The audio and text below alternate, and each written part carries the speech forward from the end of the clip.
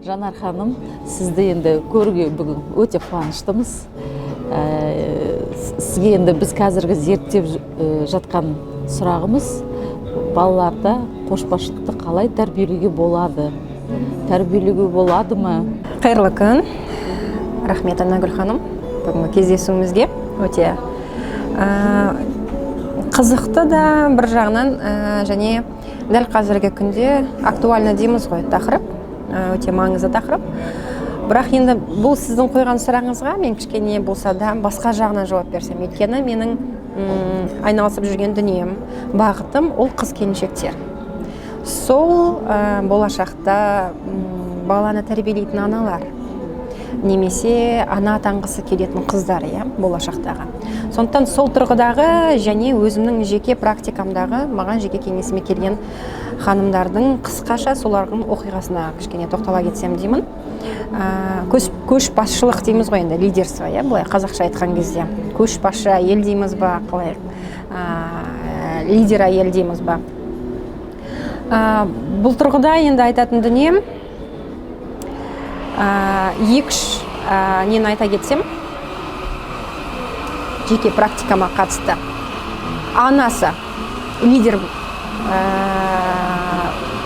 көшбасшы, оның бойындағы, мінез-құлқысындағы бар анамен өскен қыздарға байланысты, және немесе қызы қазіргі сәтте баласын, енді қызы демек, тағы да анасы, бірақ кішкене басқа рөлде. Сондай анамен өскен қыздың қазіргі тағдыры. Әрғарай мен өзімді қалай өмір сүруім керек деген сияқты. Сол тұрғысына кішкене көбірек айтқым келеді, өйткені бала тәрбиесіндегі маңызды бір дүние ол ана біз ғой. Бірінші, көшбасшы аналар. Қандай аналар олар? Біріншіден. Мінез-құлқы жағынан енді көп тоқтала бермеймін. Әрине бұл былай қазақ тілінде айтқанда өте мықты ана.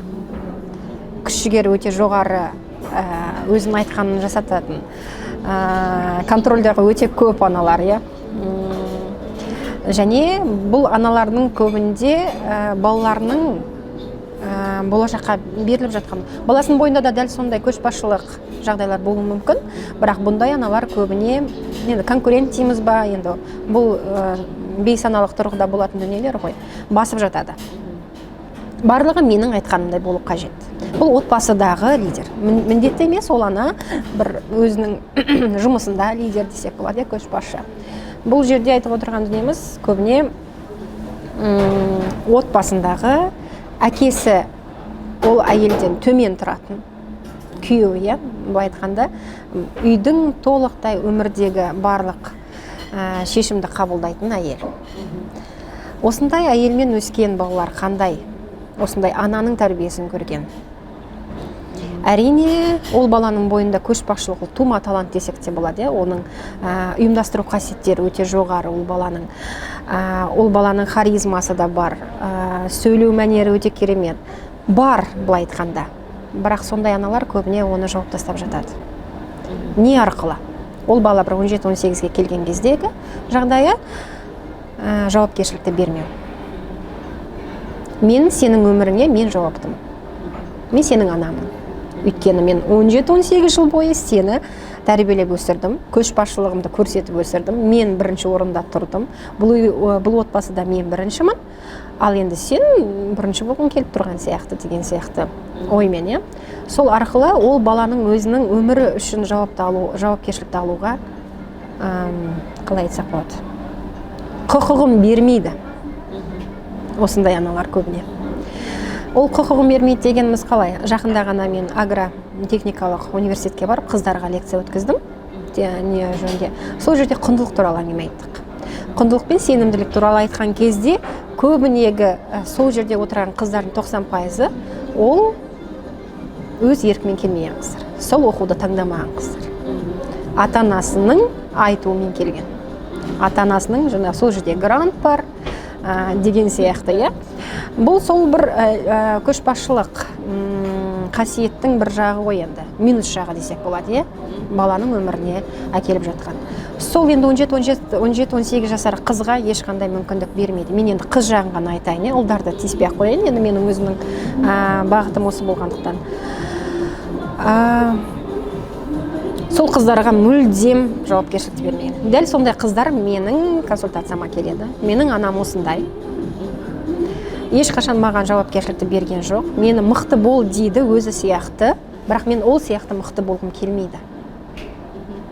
Мықты болғым келмейді. Мен ол сияқты, оның әкеме деген қарым-қатынасы сияқты қарым-қатынасты мен өзімнің болашақ жарыммен көргім келмейді.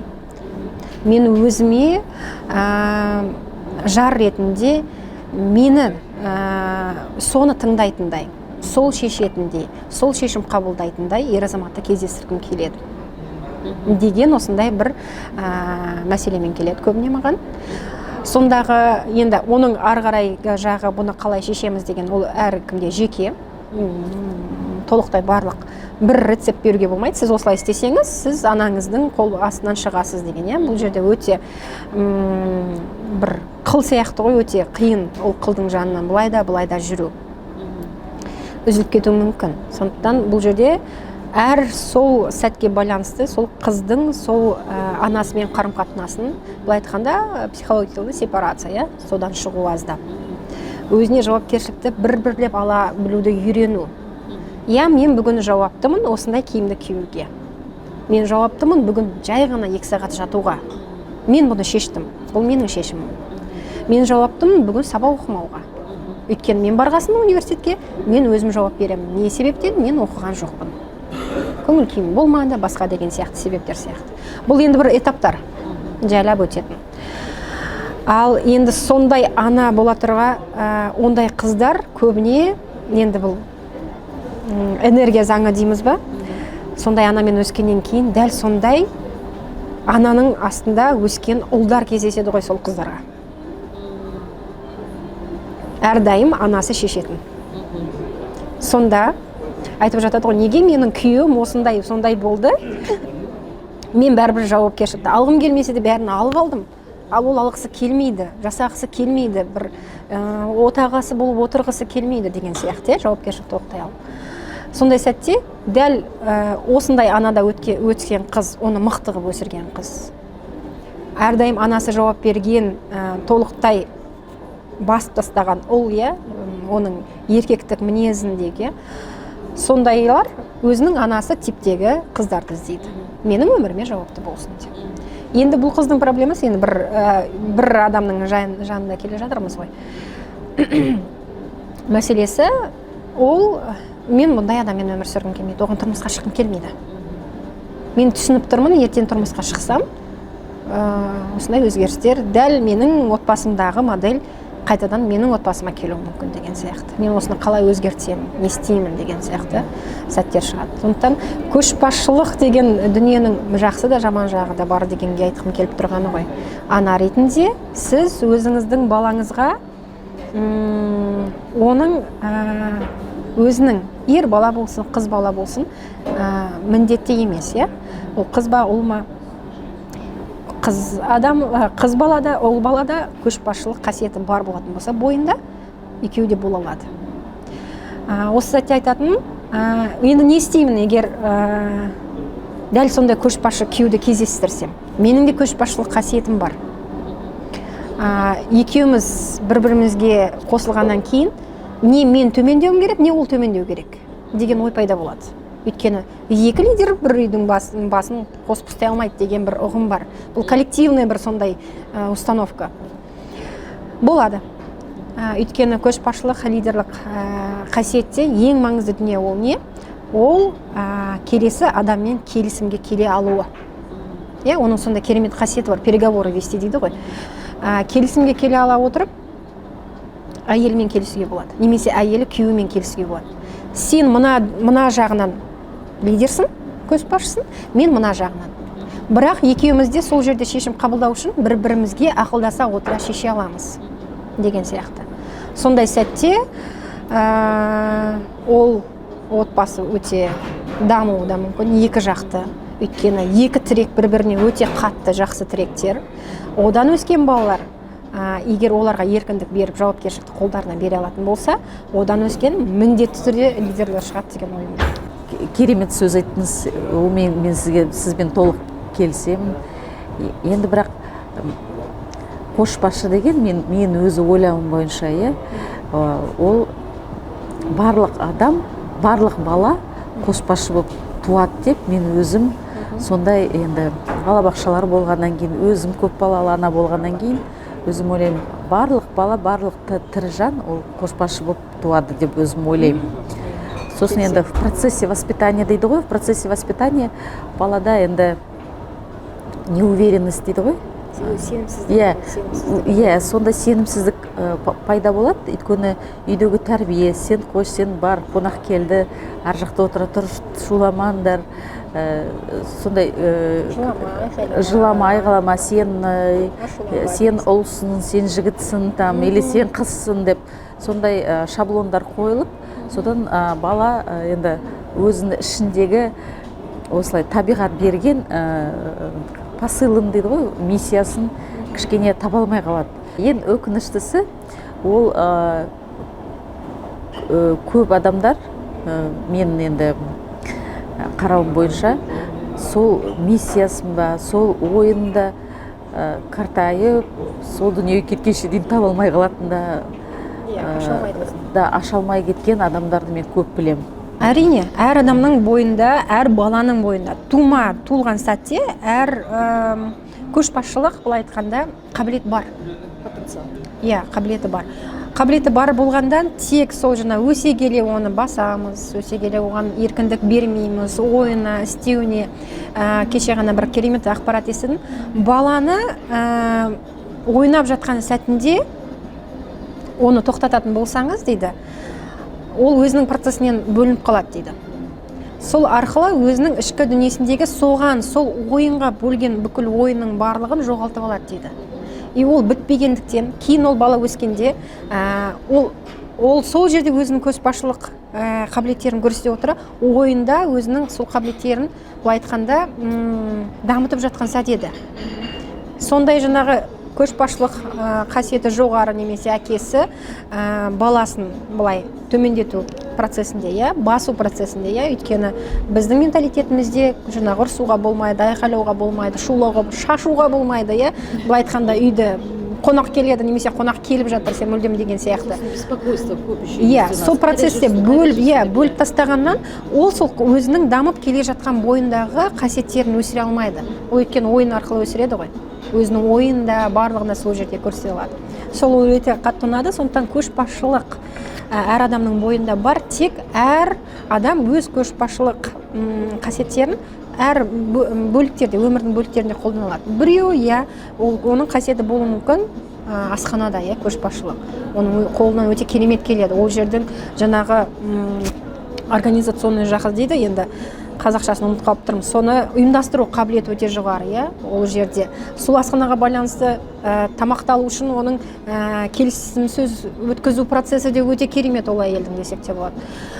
Сол жерде қажет керекті дүние жауапкершілік. Мен осы тамақты осылай жасаймын, оның дәмі осылай болып шығады, мен соған жауаптымын, осының нәтижесі осылай болып шығуға деген сияқты. Былай бизнеске моделі үйдің асханасымен былай ғана жан-жағынан сырттан көрген кезде, ол әйел сол жерде өзінің қасиетін жоғарылатып жатыр.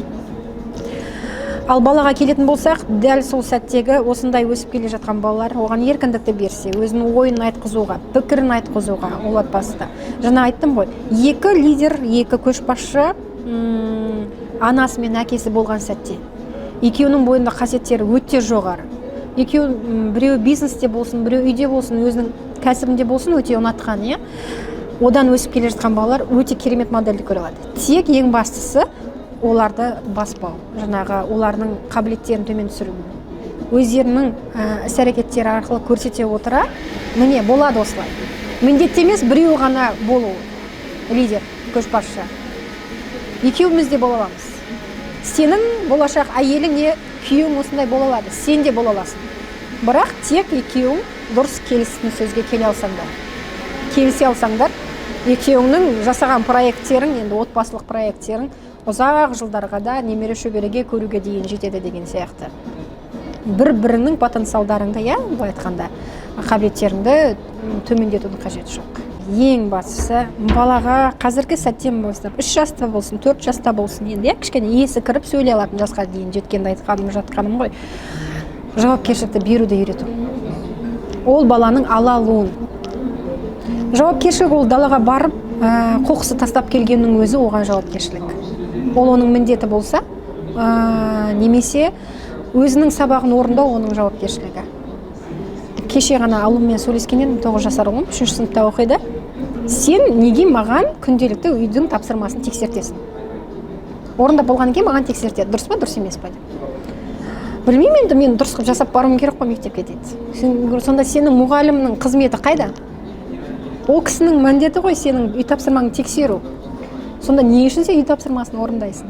Ол айтады, енді үй тапсырмасын білу үшін береді ғой. Бүгінгі өткен сабақты сен толықтай түсіндің бе, түсінбедің бе, соны тексеру үшін беріледі. Сен сол кезде сол мұқият тыңдап отырдың ба, отырған жоқсың ба? Бұл сенің жауапкершілігің. Сенің жауапкершілігіңді дәл қазір тексеріп жатыр мұғалім. Қаншалықты сен 40 минут бойы тыңдадың, оны білім ретінде өзіңе алдың. Сонда менің қандай қатысым бар деймін ғой олыма. Сөйтіп олыма өзінің сабағын оқуға да, енді бұл тек қана ұлға қатысты емес, қыздарға да байланысты, өз жауапкершілігін алу. Қате жасады ма, ол оның жауапкершілігі. Онда ата-ананың жауапкершілігі қай жерде? Бұл жердегі ата-ананың жауапкершілігі мүмкіндігінше оған жай жасау.